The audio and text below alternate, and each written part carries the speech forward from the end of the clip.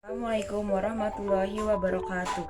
Nama saya Alifa Umaira Muzna dengan NPM 2021732 dari kelas A Pendidikan Geografi. Pada video kali ini, saya akan membahas tentang makna sila-sila Pancasila dan cara pengamalan dari sila-sila Pancasila.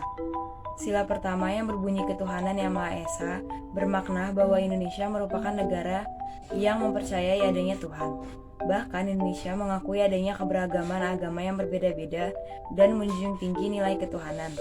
Selain itu, nilai ketuhanan yang dijadikan sebagai sila pertama menunjukkan bahwa Tuhan menjadi pedoman paling utama bagi setiap manusia untuk menjalankan kehidupannya.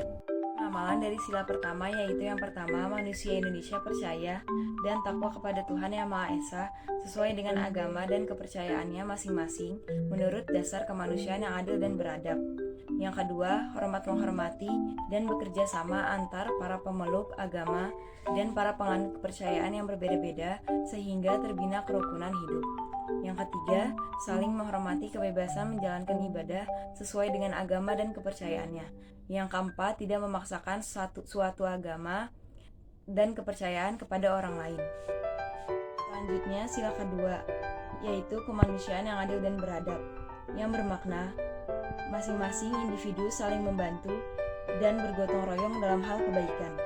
Sila ini juga menunjukkan kehidupan manusia yang rukun, damai, dan sejahtera. Cara pengamalan dari sila kedua ini yaitu yang pertama, mengakui persamaan derajat, persamaan hak, dan persamaan kewajiban asasi antar manusia sesuai dengan harkat dan martabatnya sebagai makhluk Tuhan Yang Maha Esa. Yang kedua, saling mencintai sesama manusia. Yang ketiga, mengembangkan sikap tenggang rasa. Yang keempat, tidak semena-mena terhadap orang lain. Yang kelima, menjunjung tinggi nilai kemanusiaan. Yang keenam, gak emar melakukan kegiatan kemanusiaan. Yang ketujuh, berani membela kebenaran dan keadilan.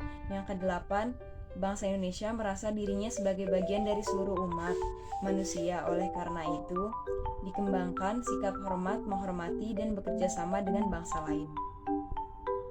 Selanjutnya, sila ketiga yaitu Persatuan Indonesia, yang bermakna meskipun bangsa Indonesia terdiri dari berbagai macam suku, agama, dan unsur latar belakang yang berbeda, namun bisa tetap bersatu untuk suatu negara.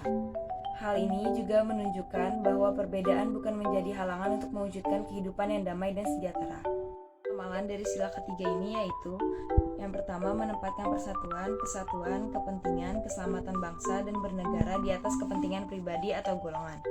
Yang kedua, rela berkorban untuk kepentingan bangsa dan negara. Yang ketiga, cinta tanah air dan bangsa. Yang keempat, bangga sebagai bangsa Indonesia dan bertanah air Indonesia. Yang kelima, memajukan pergaulan demi persatuan dan kesatuan bangsa yang berbineka tunggal ika. Selanjutnya, sila keempat yaitu kerakyatan yang dipimpin oleh hikmat kebijaksanaan dalam permusyawaratan perwakilan, yang bermakna di mana masyarakat bisa berkumpul, saling mengutarakan pendapat, setiap gagasan, dan mengambil keputusan setiap hasil kesepakatan yang terbaik. Berkumpul dan berdiskusi menjadi solusi untuk setiap perbedaan atau pertentangan yang terjadi di kehidupan. Sila ini juga mengajarkan untuk tidak menggunakan kekerasan untuk menyelesaikan suatu masalah dan konflik di masyarakat. Cara pengamalan dari sila keempat ini yaitu yang pertama, sebagai warga negara dan warga masyarakat mempunyai kedudukan hak dan kewajiban yang sama dengan mengutarakan kepentingan negara dan masyarakat. Yang kedua, tidak memaksakan kehendak kepada orang lain. Yang ketiga, mengutamakan musyawarah dalam mengambil keputusan untuk kepentingan bersama. Yang keempat, musyawarah untuk mencapai mufakat diliputi oleh semangat kekeluargaan.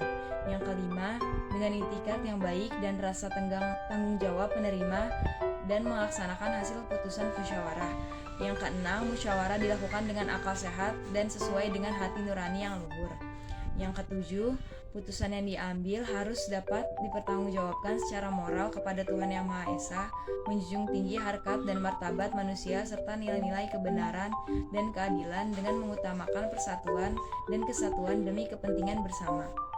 Selanjutnya, sila kelima yaitu keadilan sosial bagi seluruh rakyat Indonesia, yang bermakna bahwa sila ini mencerminkan sikap keadilan sosial yang berhak didapatkan oleh setiap masyarakat tanpa melihat status maupun kedudukannya. Cara pengamalan dari sila kelima ini yaitu: yang pertama, mengembangkan perbuatan yang luhur yang mencerminkan sikap dan suasana kekeluargaan dan kegotong royongan. Yang kedua, bersikap adil.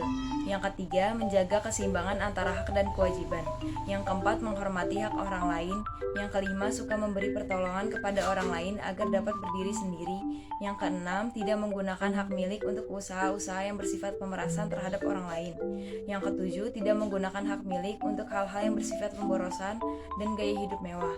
Yang kedelapan, tidak menggunakan hak milik untuk bertentangan dengan atau merugikan kepentingan umum. Yang kesembilan, suka bekerja keras. Yang kesepuluh, menghargai hasil karya orang lain yang bermanfaat bagi kemajuan dan kesejahteraan bersama. Yang kesebelas, suka melakukan kegiatan dalam rangka mewujudkan kemajuan yang merata dan berkeadilan sosial. Sekian video kali ini. Terima kasih. Wassalamualaikum warahmatullahi wabarakatuh.